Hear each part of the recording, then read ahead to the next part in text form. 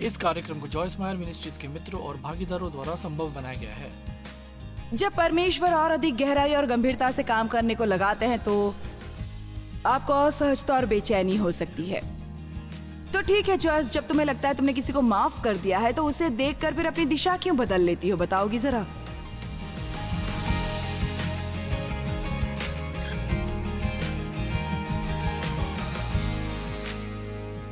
मैं जानती हूँ इसका जवाब है हाँ, पर फिर भी मैं इसे पूछूंगी, क्या किसी और द्वारा आपको कभी ठेस पहुंची है? आपका फायदा उठाया गया है?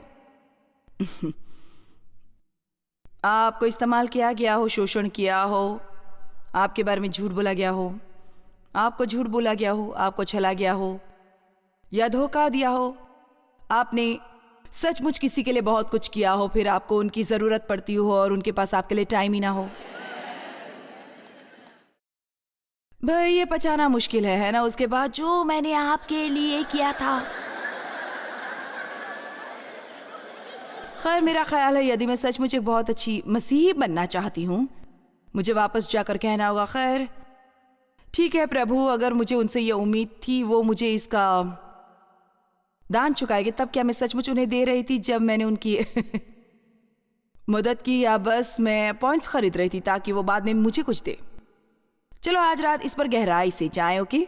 इसके सतह पर ही गोल गोल बात न करें, चलो सब कुछ इस पर गहराई से सोचें कि ये किस विषय पर है और इसे पूरा करें। अब बाइबल में इससे बेहतर उदाहरण मुझे नहीं सूझता सिवाय यूसुफ के, और शायद आप इसे सुन सुनकर तंग आ गए हो कि कैसे यूसुफ ने अपने भाइयों को क्षमा किया, पर मेरा मतलब है कि उसकी कहानी इतनी अद्भुत है। उसके भाई उसे ईर्ष्या करते थे क्योंकि वो पिता का लाडला था और उसे एक खास कोट मिला, उसमें बहुत से सुंदर रंग थे और उन्हें वो पसंद नहीं आया, और फिर सोने पे सुहागा। उन्हें एक सपना आया जहां उसने ये देखा कि वो उन सब के ऊपर हावी होने वाला है और वो उसके आगे सजदा करने वाले हैं। क्योंकि वो छोटा था इसलिए वो कम सयाना था और उसे पता नहीं था कि उन्हें सपना नहीं बताना चाहिए था। पर उसकी सबसे बड़ी गलती थी अपरिपक्वता। इसका मतलब ये नहीं कि वो स्वार्थी था और वो उससे घृणा करते थे। बाइबल में स्पष्ट लिखा है कि वो उसे घृणा करते थे और उन्होंने उसे गुलामों के व्यापारियों को बेच दिया। वो उसे मारना चाहते थे और बस जाकर अपने पिता से ये कहना चाहते थे कि एक जंगली जानवर ने उसे मार दिया, पर आखिर में उन्होंने उसे बेच डाला और उन्होंने जरूर अपने पिता से कहा होगा कि वो मर चुका है, और उन्होंने उसके कोट पर थोड़ा लहू डाला और उससे वापस ले गए और उस गुलामों के व्यापारी ने उसे एक धनवान व्यक्ति को बेच दिया जिसका नाम था पोतीफर, और पोतीफर की पत्नी को यूसुफ पसंद आ गया और यूसुफ परमेश्वर के अपनी निष्ठा को कायम रखे था, चाहे उसके लिए उसको कोई भी दाम चुकाना पड़ता। मैं इसे दोहराना चाहूंगी, उसने अपनी निष्ठा को कायम रखी चाहे व्यक्तिगत रूप से उसके लिए उसको कोई भी दाम चुकाना पड़ता। भाई हमें ऐसे लोग चाहिए जिनके जीवन में निष्ठा का ऐसा मापदंड हो और वो इससे नीचे कभी न गिरे, चाहे उन्हें इसका कोई भी दाम चुकाना पड़े।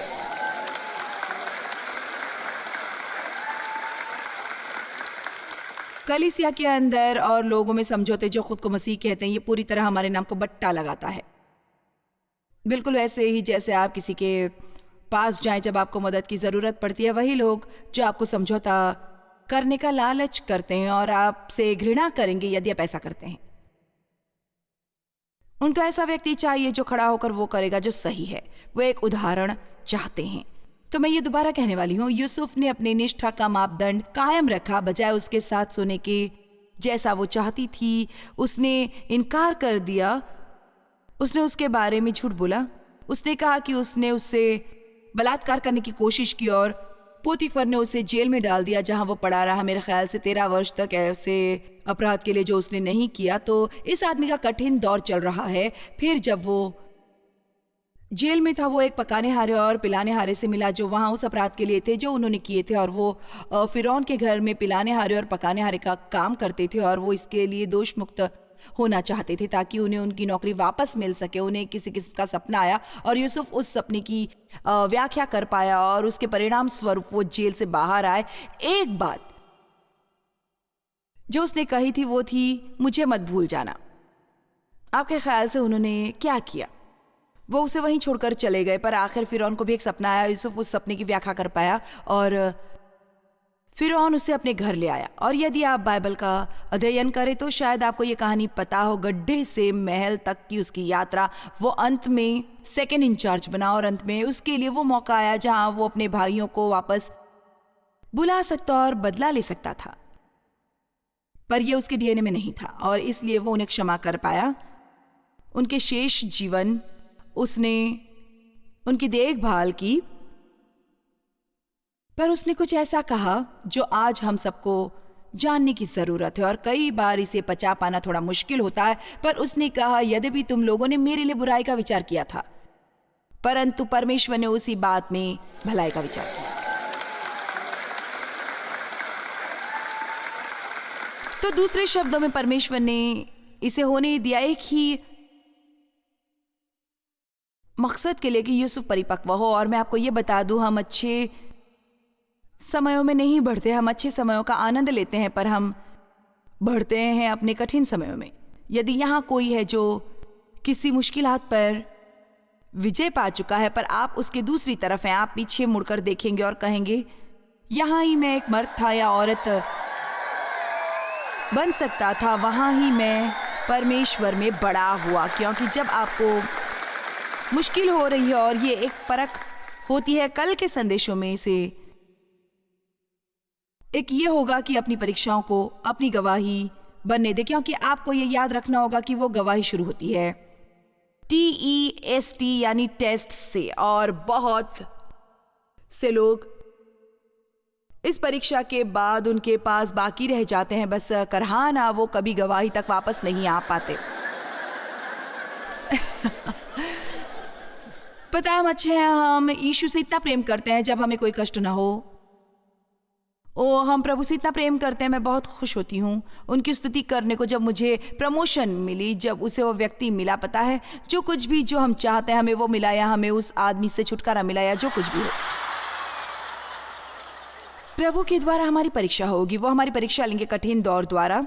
और मैं शास्त्र वचन दिखाऊंगी ये दिखाने के लिए कि यदि हम उनकी आज्ञाएं पाले या नहीं, यदि हम उनसे उतना ही प्यार करें जब हम घाटी में होते हैं या पहाड़ की चोटी पर। और परमेश्वर ये इसलिए करते हैं क्योंकि वो हम में से हर एक का इस्तेमाल करना चाहते हैं।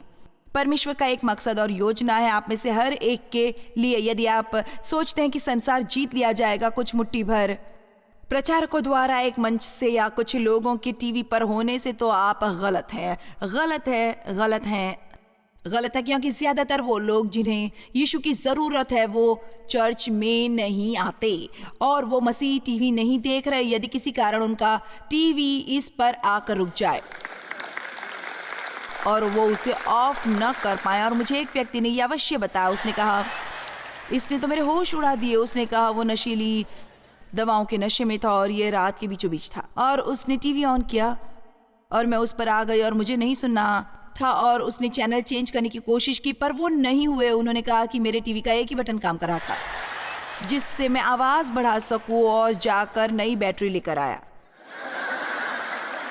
उसने नई बैटरी डाली और फिर भी वही हुआ, वो मुझसे छुटकारा नहीं पा रहा था।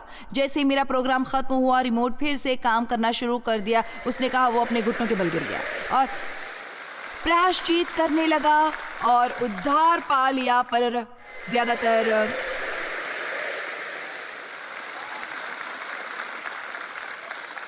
वो लोग जिन्हें मसीह की जरूरत है वो आपके आसपास काम कर रहे हैं, आपके काम के स्थान पर, वो आपके पड़ोस में है, वो उन स्टोर में है जहाँ आप जाते हैं। और हर विश्वासी को परमेश्वर का बुलावा मिला, हाँ, कि वो खुश रहे और जीवन का आनंद मिले, पर उससे आगे जाकर कुछ करना, दूसरे लोगों के साथ वो साझा करना जो परमेश्वर ने आपके साथ किया है। और यदि आप इसे डरते हैं, आप कहते हैं खैर मैं प्रचार नहीं कर सकता, मैं लोगों से बात नहीं कर सकता, आपसे ईमानदारी से कहूं तो मेरे ख्याल से हम ज्यादा प्रचार कर सकते हैं अपना मुंह बंद रखकर।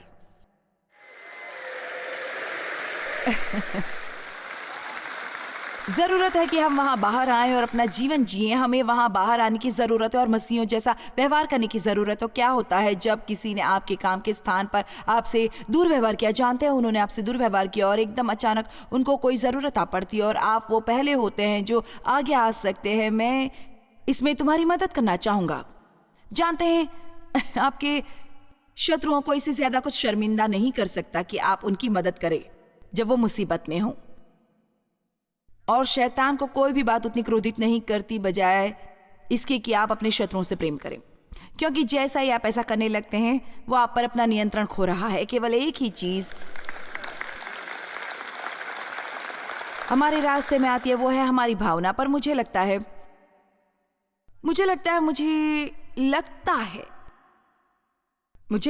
पर आप जानते हैं क्या, आप भावनाओं से कहीं बढ़कर हैं। आपकी भावनाएं एक ऐसी चीज हैं जो आप में होती हैं, पर आप उन्हें खुद पर हावी होने नहीं देते। आप सही काम कर सकते हैं, फिर भी आपको ऐसा लगता है कि आपको यह नहीं करना चाहिए। मैं इसे दोबारा कहूंगी, आप सही काम कर सकते हैं और फिर भी आपको ऐसा लगता है कि आपको यह नहीं करना चाहिए। मेरे खुद आया, अगर मैं बस वही करती जो मुझे लगता है कि सही है, जब मैंने वो किया था तो हम बहुत बड़ी गड़बड़ी में होता। आपके बारे में क्या? तो पौलुस कई बार चोट खाया था। मेरा मतलब है यहाँ बहुत से शास्त्र वचनों का समूह है जो काफी अद्भुत है। 2 तीमुथियुस 4:9-17 पौलुस ने कहा, मेरे पास शीघ्र आने का प्रयत्न कर, क्योंकि देमास ने इस संसार को प्रिय जानकर मुझे छोड़ दिया है और थिस्सलुनीके को चला गया है, और क्रेंकेस गलतिया को और तीतुस दलमतिया को चला गया है। खैर, लगता है कि सभी लड़के बिखर रहे थे। ये मेरे साथ ही हुआ जब परमेश्वर ने मुझे बुलाया कि मैं बाइबल की शिक्षा लूं। उस समय मैं एक चर्च में थी जो इसके हिमायती नहीं थे कि औरतों को सेवकाई में शामिल किया जाए। मुझे पता नहीं था कि इसमें कुछ गलत है। जानते, परमेश्वर ने मुझे बुलावा दिया और मैंने ये समझा कि मुझे बस वही करना चाहिए जो वो चाहते हैं कि मैं करूं। पर मैं आपको बता रही हूं कि मेरे दोस्त बिखर गए। मेरा मतलब है वो हर दिशा में गए और एकदम अचानक से हर एक की चुगली का विषय बन गई मैं। हमसे कहा गया कि हम अपना चर्च छोड़ दें, हमारे दोस्त खो दिए, परिवारों ने हमारा बहिष्कार किया। यदि आप परमेश्वर द्वारा इस्तेमाल होना चाहते हैं तो बेहतर है कि आप तैयार हो जाएं कि इसके लिए आपको एक दाम चुकाना होगा, क्योंकि यह हमेशा आसानी से नहीं मिलता। आप ज्यादा ऊंची तालियां नहीं बजा रहे। देखिए, अब आप इतने श्योर नहीं है कि आप परमेश्वर द्वारा इस्तेमाल किए जाना चाहते हैं। हे प्रभु, मुझे इस्तेमाल कर, मुझे इस्तेमाल कर, मुझे इस्तेमाल करे जब तक कि आरामदेह हो। केवल लुका मेरे साथ है, मरकुस को लेकर चला क्योंकि सेवा के लिए वो मेरे बहुत काम का है। तुखिकुस को मैंने इफिसुस भेजा है जो बागा में त्रोआस में करपूस के यहाँ छोड़ आया हूं। पर तू आए तो उसे और पुस्तकें विशेष करके लेके आना। सिकंदर ठेठेरे ने मुझसे बहुत बुराइयां की हैं। अब आपको ये देखना होगा। इसकी मुझे कोई चिंता नहीं, प्रभु से उसके कामों के अनुसार बदला देगा।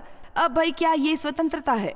मेरा मतलब है, इस व्यक्ति ने मेरे साथ सचमुच बहुत बुरा व्यवहार किया। मैं उसके बारे में चिंता नहीं करने वाली, मैं उसके बारे में सोचने वाली भी नहीं। मैं बस उसके लिए प्रार्थना करूंगी। इसे परमेश्वर को सौंप दो, परमेश्वर उससे निपट लेंगे, परमेश्वर उसे देख लेंगे। उसने कहा, तू भी उससे सावधान रह, क्योंकि उसने हमारी बातों का बहुत ही विरोध किया। पहले प्रत्युत्तर करने के समय में किसी ने भी मेरा साथ नहीं दिया मेरे हिमायती के रूप में, वरन सब ने मुझे छोड़ दिया था। अब ये समझ लीजिए भला हो कि इसका उनको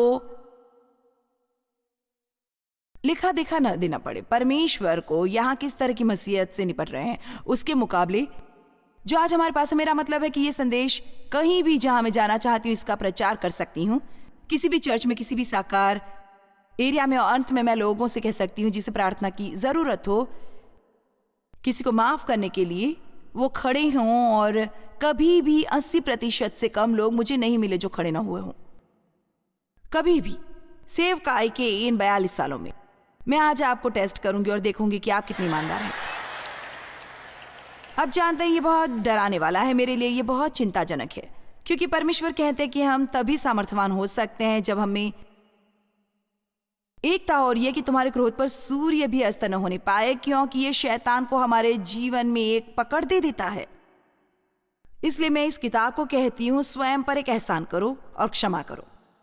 आप सोचते हैं कि आप अपने शत्रुओं के लिए कुछ कर रहे हैं, आप उनके लिए कुछ नहीं कर रहे हो, उन्हें इसकी परवाह भी नहीं। पर जब आप उन्हें क्षमा करते हैं और आप उनके लिए प्रार्थना करते हैं, तब परमेश्वर उनके सामने सच्चाई प्रकट करते हैं और आपको एक प्रायश्चित के मुकाम पर लाता है, और शायद उन्हें उद्धार मिल सके बजाय भटक जाने के। परमेश्वर के छोटे सहायकों के रूप में यही हमारा काम है। मैं वापस आऊंगी वचन 16 पर। मेरे पहले प्रत्युत्तर करने के समय में किसी ने भी मेरा साथ नहीं दिया मेरे हिमायती के रूप में, वरन सब ने मुझे छोड़ दिया। भला हो कि इसका उनको लेखा दिखाना देना पड़े। परंतु प्रभु मेरा सहायक रहा, सबने मेरा साथ छोड़ दिया, परमेश्वर हमारा साथ कभी नहीं छोड़ते। परमेश्वर कभी हमारा साथ नहीं छोड़ते। मैं कुछ लोगों पर नाराज नहीं रहने वाली। कोशिश करें परमेश्वर के साथ एक अतरंगा करीबी रिश्ता बने। अपने जीवन पर परमेश्वर के अनुग्रह की अपेक्षा करें। ये इस तरह काम नहीं करता। जब परमेश्वर कुछ करने को कहते हैं तो वास्तव में ऐसा चाहते हैं, और हर बात जो परमेश्वर हमें करने को कहते हैं वो हमारे लाभ के लिए होती है, उनके लिए नहीं, ये हमारे लिए है। यदि परमेश्वर कहते हैं कि अपनी आमदनी का 10% दो, उन्हें इसकी जरूरत नहीं, वो हमारे लिए है। वो एक रहस्य है जो हमारे लिए है, कोई ऐसी चीज जो हमारी मदद करने वाली है। जब वे कहते हैं कि अपने शत्रुओं को क्षमा करो, चाहे उन्होंने आपके साथ कैसा भी सलूक किया हो, उनके प्रार्थना करो और उन्हें आशीष दो, वो हमसे ये चाहते हैं कि हम करें। और जब हम ये नहीं करते तो हम स्वयं को चोट पहुंचाते हैं। और जब हम ये करते हैं हम अपने जीवन पर परमेश्वर का अनुग्रह देख सकते हैं, और वो फल जो वो उसके साथ लाएंगे वो उससे कहीं बढ़कर होगा।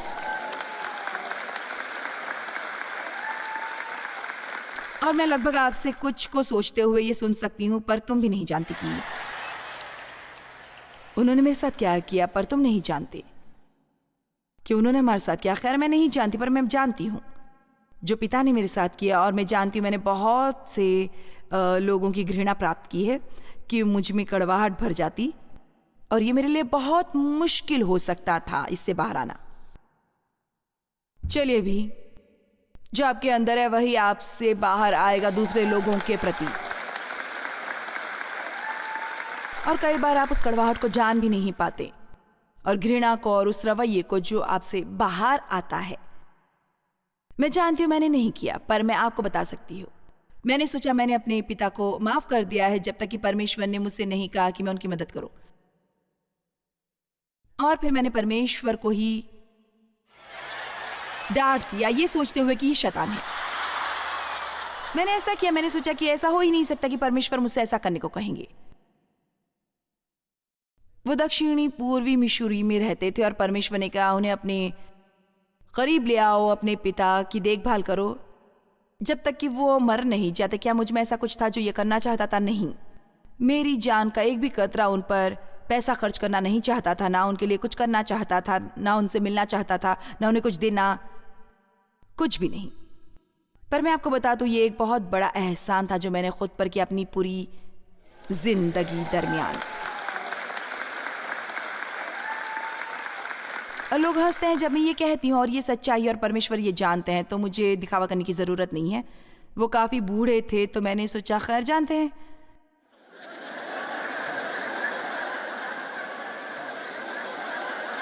तुम कुछ सालों के लिए कुछ भी कर सकती हो। खैर हमारे खून में दीर्घायु है। मेरी माँ 90 की थी जब वो गुजरी,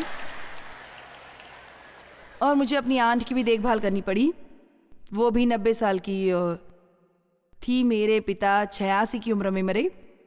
मेरे एक दादा थे जो 102 साल तक जिए। ये आंकड़े देख रही हैं आप कि कितने लोग 100 या उसके अधिक वर्षों तक जीवित रहे, और ये पूरी जनसंख्या का केवल 2.2% ही है, और उनमें से ज्यादातर औरतें हैं। जी हाँ, बिल्कुल ये सही बात है।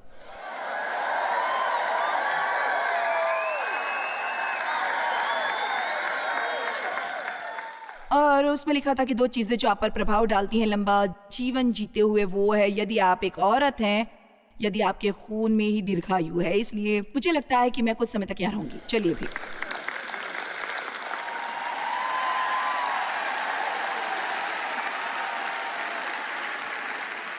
मेरे साथ 1 मिनट के लिए सोचिए। ये पहली बार नहीं जब आपने लोगों को क्षमा करने पर उपदेश सुना हो।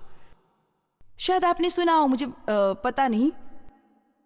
20-30 साल चाहे आप कितने देर तक चर्च में रहेंगे, तो यकीनन 1 या 2 साल में आप ये सुनते रहे, पर आप किस पर नाराज हैं?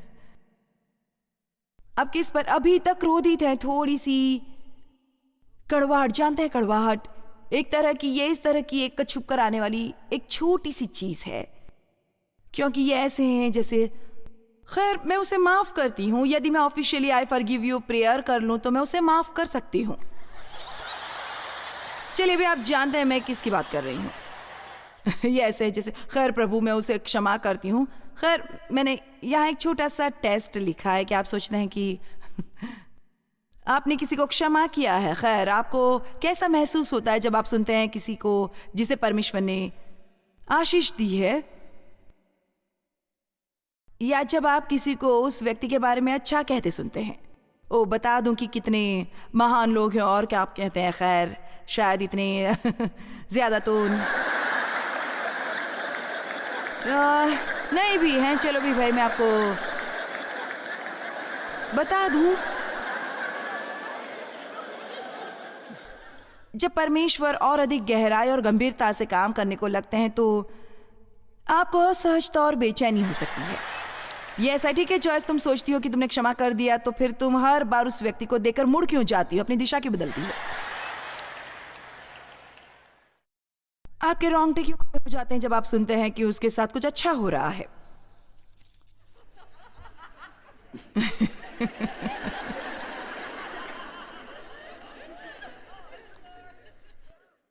क्या आप उनके लिए प्रार्थना करते हैं कि उन्हें आशीष मिले? उस दिन मैं किसी से बात कर रही थी और मेरा मतलब है उन्होंने कुछ कहा और मैं तुरंत जान गई कि वो अभी भी उस व्यक्ति पर नाराज थे किसी परिस्थिति के बारे में जो बहुत अरसा पहले हुई थी और वो चाहते थे कि मैं नाराज हो जाऊं। और मैंने कहा कि मैं उन पर नाराज नहीं रहूंगी, मैं इस तरह जीवन नहीं जीती, मैं ऐसा नहीं करूंगी। और इस तरह मैं आधे घंटे तक उन्हें मनाने की कोशिश करती रही कि उन्हें भी ऐसा नहीं करना चाहिए। और बात ये थी कि वो व्यक्ति जिससे मैं बात कर रही थी उन्होंने सचमुच ये जाना भी नहीं कि अभी भी उनके हृदय में क्षमाहीनता थी। पर देखिए ये कड़वाहट वाली बात, मेरा मतलब है सचमुच आप जानते हैं यदि आप अपने मुंह में कुछ कड़वाहट डालते हैं आप कहेंगे।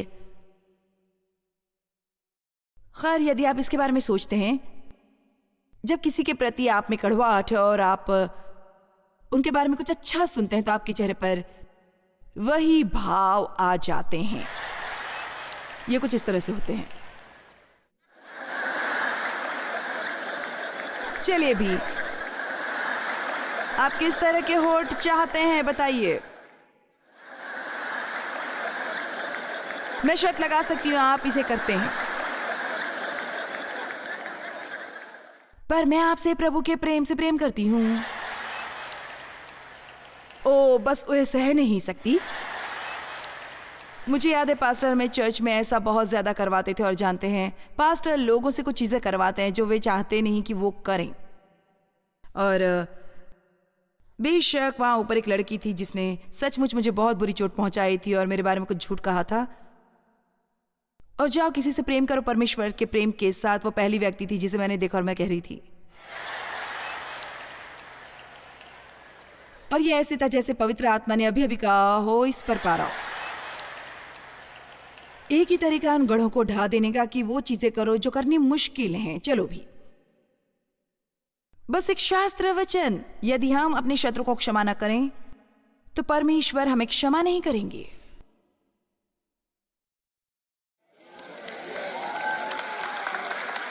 ये सरल सी बॉटम लाइन है।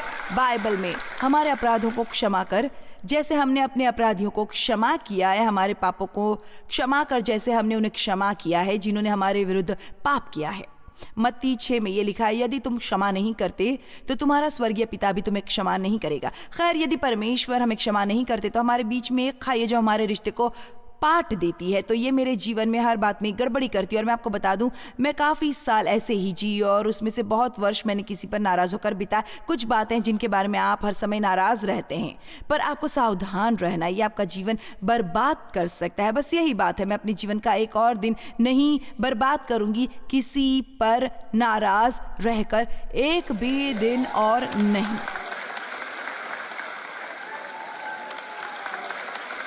आमीन। आज यहां किसे होने की जरूरत थी? ओके, आप बात करते हैं अपने जीवन में सामर्थ्य और बढ़ाने के बारे में। भाई बस आप क्रोध और नाराजगी से आजाद होकर जीने लगे और देखें कि परमेश्वर आपके लिए क्या करते हैं। जानते हैं वो क्यों आपका आदर करेंगे? क्योंकि वो जानते हैं कि ये कठिन है, पर यदि आप उनका इंतजार करें वो आपका पलटा करेंगे। तो लोग कभी भी आपको चोट नहीं पहुंचा पाएंगे। परमेश्वर हमेशा इसे वापस सही कर देंगे और आपको इसका फल देंगे, पर केवल यदि आप इसे उनके तरीके से करें। खैर, सीखे जल्दी से क्षमा करना और नाराजगी के उस जाल से बच सकते हैं। हमें अपनी शत्रुओं को क्षमा करने और उनके लिए प्रार्थना करने की जरूरत है। ये ना केवल उन्हें बदल देता है, पर यह सचमुच हमें बदल देता है। जब हम लोगों को माफ कर देते हैं तब परमेश्वर उनसे निपट सकते हैं। हम उनसे अलग से व्यवहार नहीं करवा सकते, पर परमेश्वर करवा सकते हैं।